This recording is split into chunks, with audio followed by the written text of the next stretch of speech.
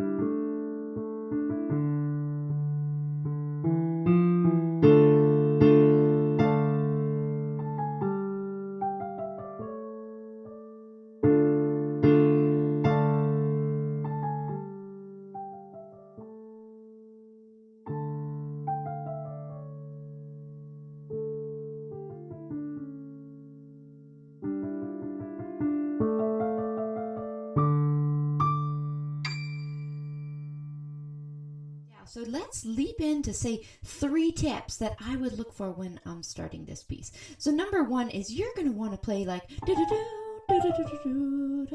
to want to start out so fast, but you might want to think that through. Sometimes I get students to look at the hardest section of the piece first, so I might go, oh, well, there's a lot of eighth notes and some leaps at the end, although that chromatic with the baby finger down to the sharp, the G sharp, is also tricky. So I would find a piece that works really well and smoothly and be able to take it from there.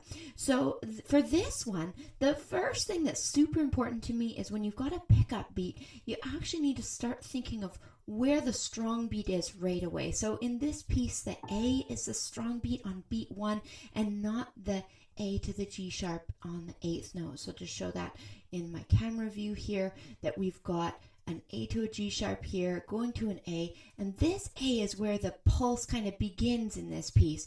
So I feel like it's important for students to feel the beat before they start. So I'm not a big counter out loud, and I know that lots of teachers would not love that, but I definitely get students to go 1, 2, 3, 4, and 1, 2, 3, and 4, and 1, 2, 3, 4, so that they're really feeling that. So I would actually probably clap it first or tap it first and feel it how it feels different.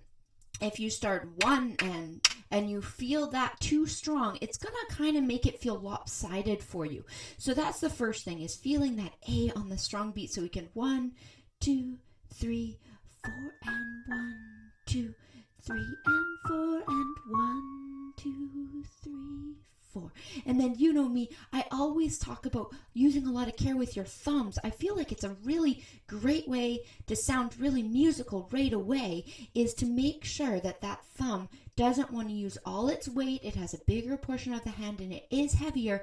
And so if you can place the thumb on that side tip, if that's comfortable, and really learn to control the thumb, that's going to make your playing sound really mature. So this is how I might do that here. So you go 4 and 1, 2, 3 and 4 and 1, 2, place it down.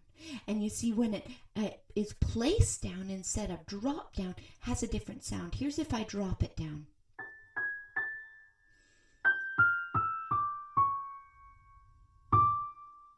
So it's a different sound.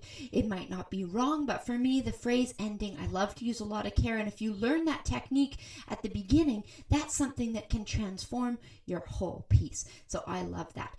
I also found with pedaling, I don't always talk about pedaling, that I had a hard time clearing the pedal here at measure 10 because I really liked the cloudy sound of it going a bit over. So you can play around with the pedal here. So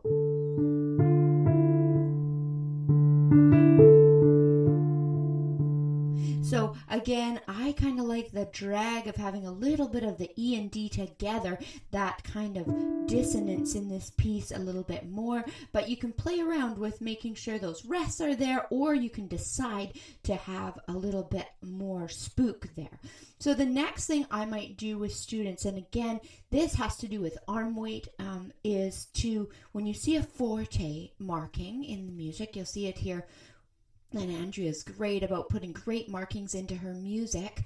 And when you see that, you'll really want to make sure students are using their arms so that they're not trying to force fingers, especially at level 2A. These can be big sounds to be creating. So we've got the aid of a pedal to create sound, and we want to find forte sounds that can just kind of move through us and through the keys. So following through with arm weight, so you can practice that, how you want to approach the note. So some people do a drop in, some people do a roll off with the fingertips. There's a couple different ways to achieve sound, and each teacher will approach this different. But whatever the way is, I love to see flexibility in the wrists, like they're your shock absorbers, and not a locked wrist in that portion.